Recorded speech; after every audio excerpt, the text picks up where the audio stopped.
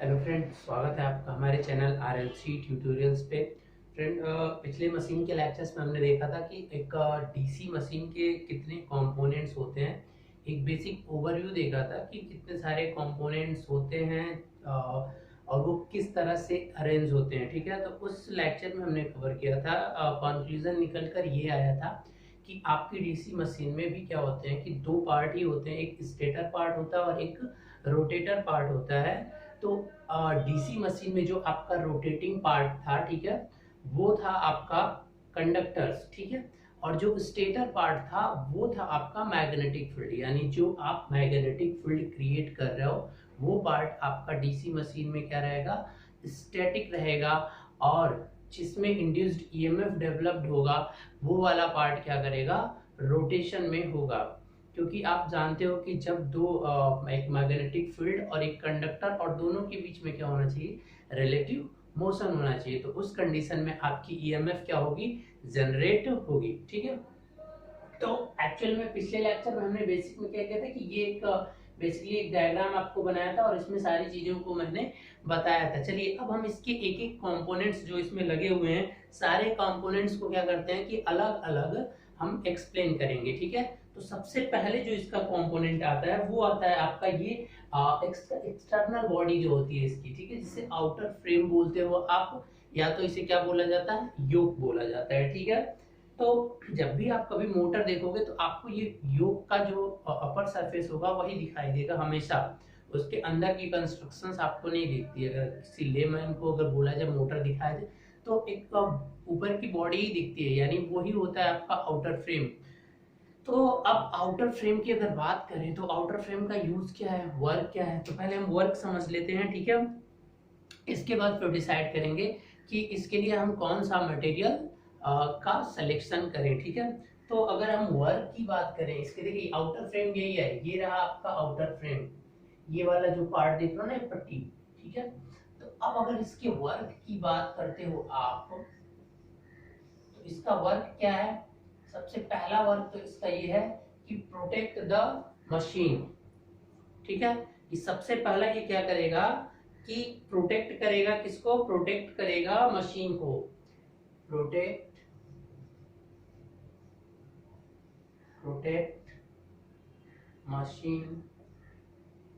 ठीक है, जितने भी उसके ऊपर जितने भी उसके ऊपर आपका कोई सडनली कहीं गिर गया या सडनली थोड़ा सा प्रॉब्लम आ गई, तो उन सारी चीजों से क्या करेगा वो, आपको मशीन को प्रोटेक्ट करेगा। और दूसरी चीज की मशीन को क्या करेगा, mechanical support provide.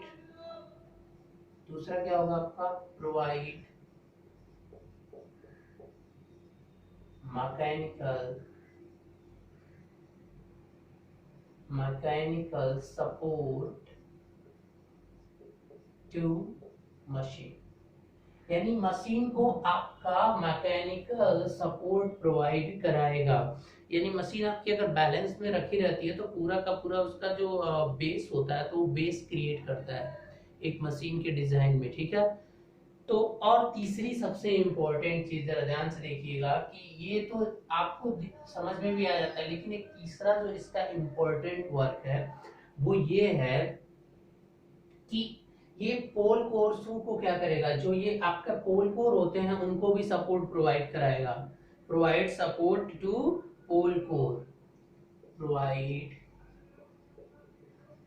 Support to pole core. ये पोल कोर जो देख रहे हैं वो इसी आपके योक से ही कनेक्ट होता है, स्क्रू लगा के उसी को वो बेस बनता है और उसी बेस से आपका पोल कोर भी कनेक्ट होता है। ठीक है, अब तीसरी चीज नेक्स्ट की अगर बात करें तो ये पोल कोर आप क्यों लगाते हो, अभी इसे भी देखना है। आप एक मैग्नेटिक फील्ड क्रिएट करने के लिए इसका यूज करते हो, तो मैग्नेटिक फील्ड जब भी क्रिएट होता है तो उसका सिंगल पोल नहीं क्रिएट होता है। आपको इस फिगर में दिख रहा होगा कि मैंने यहाँ पे साउथ साउथ और नॉर्थ क्रिएट कर रखा है, बट एक्चुअल में ये ओनली सिंगल पोल जनरेट नहीं होता है। एक्चुअल में होता क्या है बेटा, मैं पीछे अपने मैग्नेटिक सर्किट में बहुत अच्छे से इसको एक्सप्लेन कर चुका हूं, तो इसलिए आप वो वीडियो देख लेना। यहाँ पे क्या है कि जैसे ही यहाँ पे साउथ पोल जनरेट होगा तो यहाँ पे नॉर्थ पोल जनरेट हो रहा होगा। तो एक्चुअल में जो मैग्नेटिक फील्ड केवल इस पोल की होगी, केवल एक मैग्नेट जो यहाँ पे बन रहा है, तो आपका नॉर्थ यहाँ से निकलेगी और फिर यहाँ पे आ रही होगी, कुछ इस तरह का होगा। ठीक है, तो जो हाफ मैग्नेटिक फ्लक्स, एक एक पोल का जो हाफ मैग्नेटिक फ्लक्स है वो इसी योग में क्या होता है, फ्लो होता है। तो मैग्नेटिक फ्लक्स जो है उसका हाफ वाला पार्ट किससे होके होता है, आपके योग से ही होकर क्या होता है, फ्लो होता है। तो क्या करते हैं कि इट कैरीज मैग्नेटिक फ्लक्स। ठीक है, इट कैरीज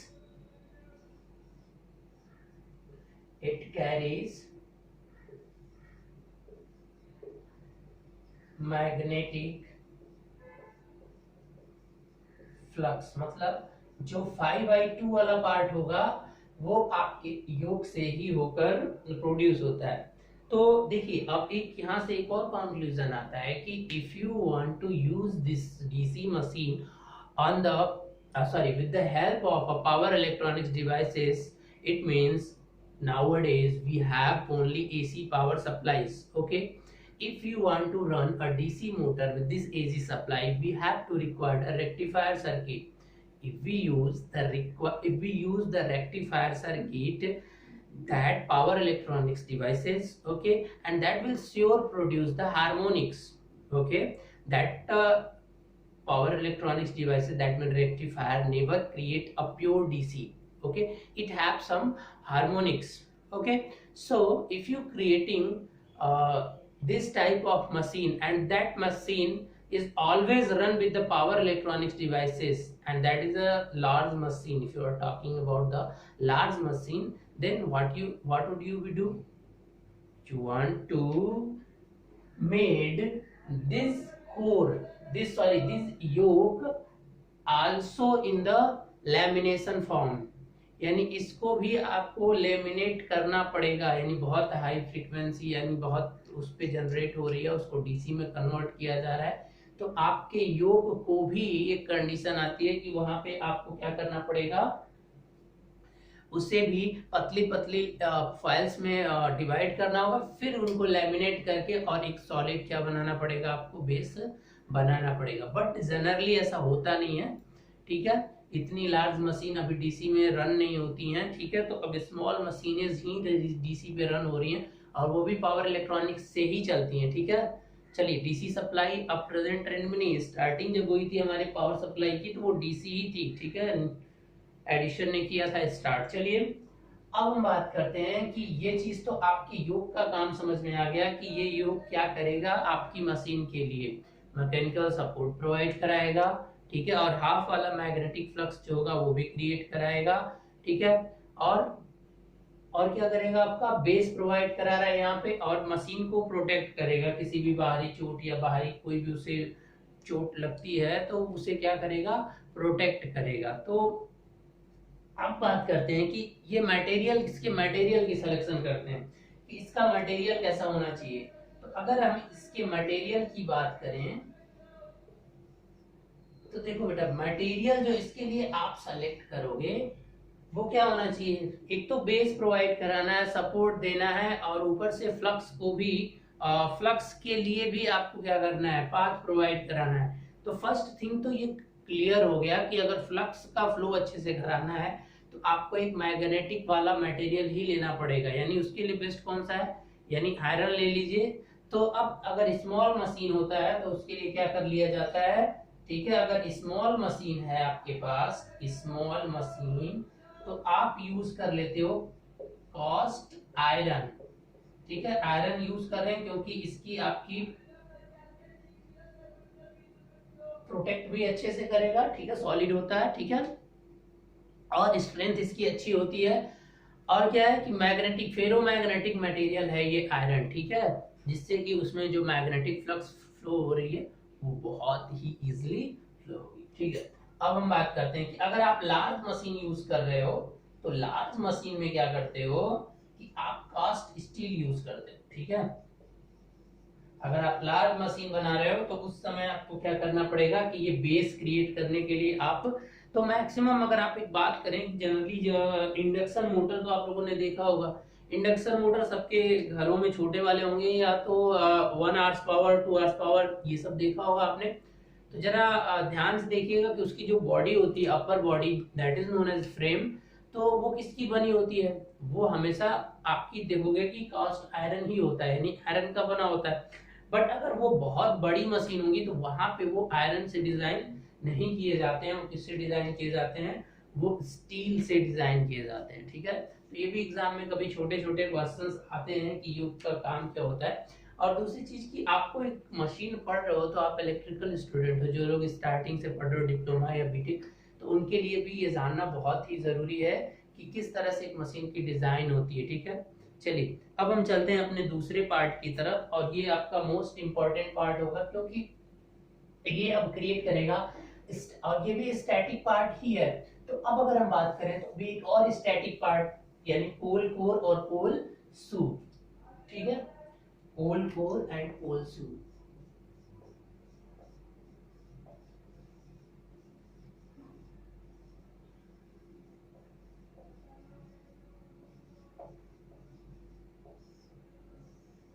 देखिए अगर पोल कोर और पोल सू की बात करें तो वो कौन सा पार्ट है? ये पार्ट जो एक मैग्नेट बन रहा है, ठीक है। एक पोल कोर और सू बनकर क्या बना लेते हैं? एक मैग्नेट बना लेते हैं, ठीक है। तो अभी हमने जो मशीन आपकी दिखाई है वो 4 पोल की डीसी मशीन है। तो अगर उस 4 पोल की डीसी मशीन में 4 पोल आपको बनाने हैं, तो हमने 4 पोल कोर और 4 पोल सू लिए हैं। पोल सू का मतलब उसके फ्रंट वाला पार्ट जो उभरा हुआ भाग है वो आपका है पोल सू। ये वाला उभरा हुआ भाग, ये जो आप देख रहे हो, ये है आपका पोल सू। और ये जहां पे वाइंडिंग की गई है आपकी फील्ड वाली, वो है आपका पोल कोर। तो हम जरा इसके कंस्ट्रक्शंस को एक बार फिर से मैं रिकंस्ट्रक्ट कर रहा हूं, जरा ध्यान से देखिएगा। ये रहा आपका पोल कोर, और ये रही आपकी पोल सू, ठीक है।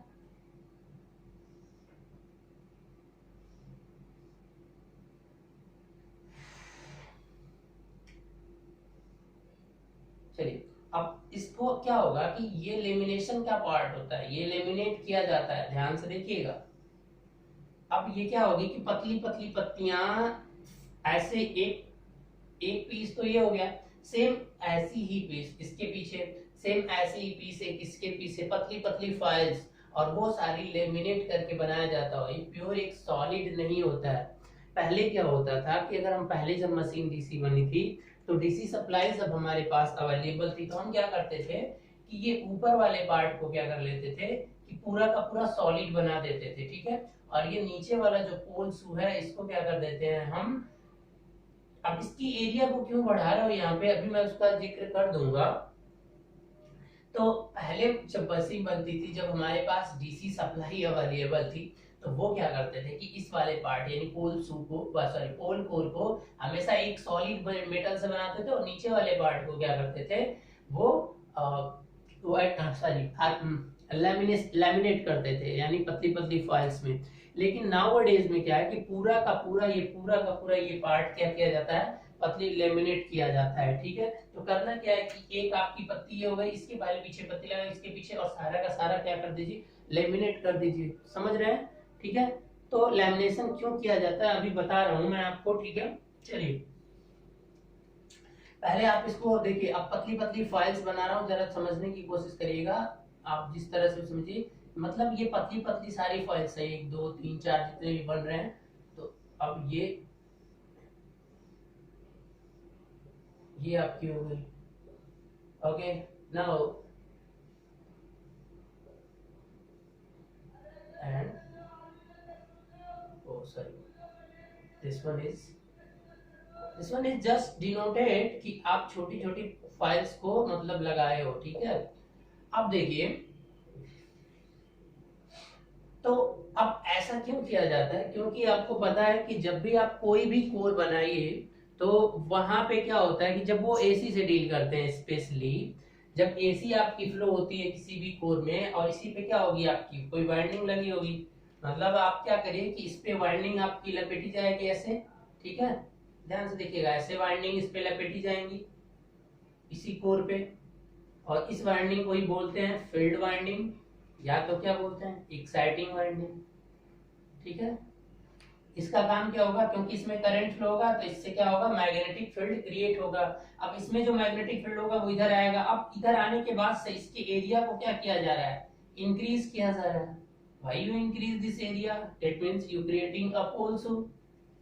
Why are you creating a pole shoe? क्यों नहीं ऐसे ही आप पोल रहने दे रहे हो? और ऐसा क्योंकि आप जानते हो कि मशीन के स्टेटर और रोटर के बीच में देखिए थोड़ा सा एयर गैप है।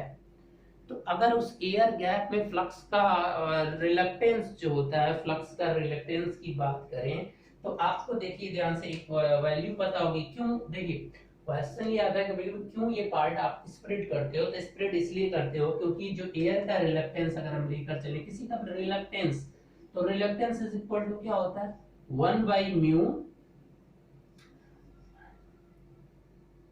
L/A। ठीक है, L/A ये फार्मूला पढ़ा होगा आप लोगों ने। ठीक है, नहीं पढ़ा तो पिछले वाले वीडियो में सारी चीजें एक्सप्लेन कर चुका हूं, मैं बताया था कि सब उन्हीं का यूज होगा। अब अगर मैं एरिया को बढ़ा दूं तो एक बात बताइए कि रिलक्टेंस क्या हो जाएगा, डिक्रीज हो जाएगा। तो इसीलिए क्या किया जाता है कि जो उसकी एरिया होती है, क्रॉस सेक्शन एरिया जो पोल कोर की, उसको बढ़ा दिया जाता है। और उसको बढ़ाने के बाद से उसी को दूसरा नाम दे दिया जाता है कि that is known as the pole shoe. ठीक है, जिससे क्या हो कि हमारा जो फ्लक्स निकल रहा है उसका रिलक्टेंस क्या हो, कम से कम हो। ठीक है, जितना ज्यादा एरिया होगी तो आपकी फ्लक्स उतनी क्या होती जाएगी, मतलब रिलक्टेंस कम होगा। ठीक है, तो अच्छी बात है। रिलक्टेंस का मतलब क्या होता है, मैग्नेटिक फ्लक्स अगर फ्लो हो रहा है तो उसमें अवरोधी तो उत्पन्न करता है, that is known as reluctance, as like a resistance in electrical circuit. Now तो आपको ये समझ में आ गया होगा कि क्यों ये उभरा हुआ भाग आगे होता है। ठीक है, अब बात करते हैं फॉर लेमिनेशन की। तो लेमिनेशन के लिए देखिए यहाँ पे तो डीसी सप्लाई आप प्रोवाइड कराते हो। तो डीसी सप्लाई जब आप प्रोवाइड कराते हो तो आपको कोई भी हिस्टैरिसीस लॉसेस या एडी करंट अगर प्योर डीसी है तो नहीं दिखेगी। बट अनफॉर्चुनेटली कि जो आप ये कॉइल यहाँ पे करंट देते हो तो आपके पास कोई डीसी सप्लाई अवेलेबल नहीं, बैटरी सोर्स है तो बैटरी सोर्स से नहीं दिया जाता है। ठीक है, तो किया क्या जाता है कि आप एक एसी सप्लाई को डीसी में कन्वर्ट करते हो और उसके बाद वही फील्ड कॉइल्स को देते हो। तो जो डीसी वो होती है वो प्योर डीसी नहीं होती है, यानी उसमें कुछ एसी कंपोनेंट्स भी होते हैं, यानी हार्मोनिक्स उसमें होती हैं। तो उन हार्मोनिक्स या तो रिपल्स बोल सकते हो क्योंकि डीसी है तो रिपल्स की बात करते हैं, हार्मोनिक्स की बात हम एसी साइड पे करते हैं। तो जो रिपल्स होते हैं वो रिपल्स उस डीसी वाले वोल्टेज में अपीयर होते हैं। ठीक है, तो इसलिए जो कोर होगा वहां पे कुछ हर्ट्ज की फ्रीक्वेंसीज भी देखने को मिलती है, इसलिए कोर को क्या किया जाता है, लेमिनेट करके ही बनाया जाता है। ठीक है, चलिए तो अब ये दो डाउट तो आपके क्लियर हो गए होंगे। तो अब इसको इस तरह से कंस्ट्रक्ट करके और ये आपको बना दोगे। और अब यहाँ पे नॉर्थ पोल क्रिएट करना है कि यहाँ पे साउथ करना है। अब ये आप मेरी पीछे वीडियो जो मैग्नेटिक सर्किट की पड़ी हुई है उन्हें आप देख लीजिए, बहुत अच्छे से मैंने वहां पे एक्सप्लेन किया है ताकि आप आगे कोई भी मैग्नेटिक की डायरेक्शन पे फिर कंफ्यूज ना हो। ठीक है, तो वहां पे बहुत इजीली आपको समझ में आ जाएगा कि अगर यहाँ नॉर्थ जनरेट करना है तो इसका ओरिएंटेशन जो कॉइल का है वो किस तरह से रखना पड़ेगा। ठीक है, तो अब बात करते हैं कि अब कर क्या रहे हैं। अब वर्क तो आपको ऑलरेडी समझ में आ गया होगा। तो वर्क क्या कर रहा है, पोल कोर।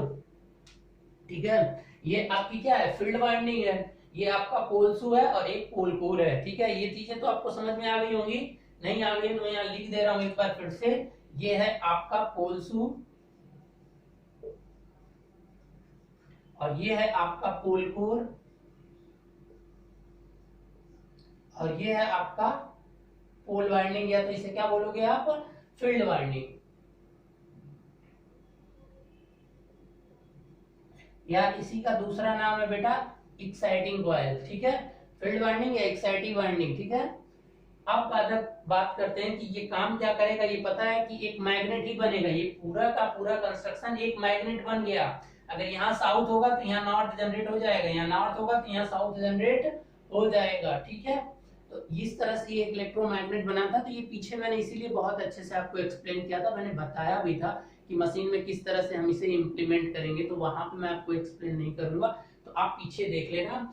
अब देखिए अब ये क्या करता है, पोलसू करता है क्या है कि spread out the flux, flux को क्या करता है, फैलाता है, जिससे कि उसका क्रॉस सेक्शन एरिया क्या हो जाए, इंप्रूव हो जाए, और उसके इंप्रूव होने से रिलक्टेंस क्या हो जाए, एयर का रिड्यूस हो जाए। ठीक है, इसलिए ऐसा किया जाता है। और अब बात बताइए कि सपोर्ट किसके लिए करता है, कि exciting coil, support for exciting coils.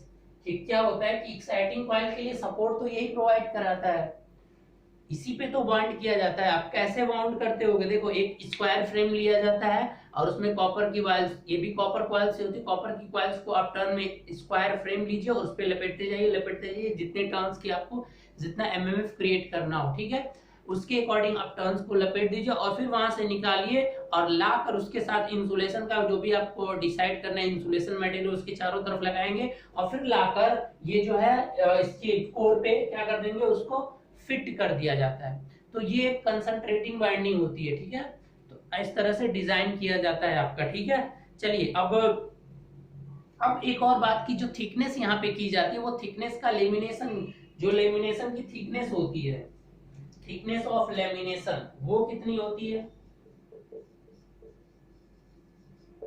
Thickness of lamination, देखो किसकी बात हो रही है, और किसी लेमिनेशन नहीं, यहाँ पे जो पोल कोर का लेमिनेशन हो रहा है उसकी थिकनेस कितनी होती है, तो वो आपका होता है 1 mm से लेकर 1 mm टू 0.25 mm। ठीक है, इसमें वेरिएशन किया जा सकता है। और अभी आर्मेचर कोर आएगी, आर्मेचर कोर की आपकी जो लेमिनेशन होती है वो 0.5 mm होती है। ठीक है, चलिए अब बात करते हैं कि मटेरियल।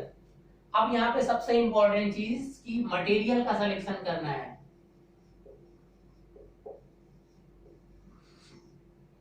यानी ये बनाने में कौन सा मटेरियल, देखो ये फ्लक्स प्रोड्यूस कराना है, सबसे पहली चीज तो ये फेरोमैग्नेटिक मटेरियल ही होगा। आपको पता है, पीछे आप पढ़े होगे, क्योंकि और कोई मटेरियल लोगे तो फ्लक्स क्या होगा, और रिड्यूस होगा, तो इसलिए उसके अंदर कोर लगा रहे हो, कॉइल को सपोर्ट कर रहा है तो कोर है, तो आप श्योर है कि एक मैग्नेटिक मटेरियल ही लोगे। तो अब वो मटेरियल में क्या हो सकता है, या तो आयरन या तो स्टील। तो सबसे बेटर आपके लिए क्या होगा कि आप स्टील ले लीजिए, एलेड स्टील।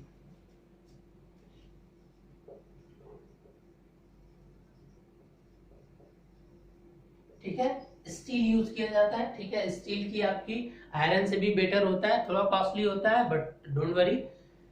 ठीक है, बट इतना अनइकोनॉमिकल नहीं होता है, तो आप यूज कर सकते हो स्टील को। ठीक है, तो यहाँ पे आप स्टील यूज करते हो, इसको बनाने के लिए स्टील की पत्तियां ली जाती हैं, फिर उसको लेमिनेट की जाती हैं। अब चलिए एक और तीसरे पार्ट पे चलते हैं, आपका पोल कॉइल्स। तीसरा पार्ट आपका क्या है, पोल कॉइल्स। ये इसी की बात हो रही है अभी। चलिए तीसरा पार्ट आपका है पोल कॉइल्स। तो पोल कॉइल की बात आपकी कर चुके हूं कि क्या होती है, सबसे पहले तो कॉपर की वाइंडिंग होती है और ये कंसंट्रेटेड वाइंडिंग होती है। ठीक है, कैसी वाइंडिंग होती है, कंसंट्रेटेड वाइंडिंग होती है।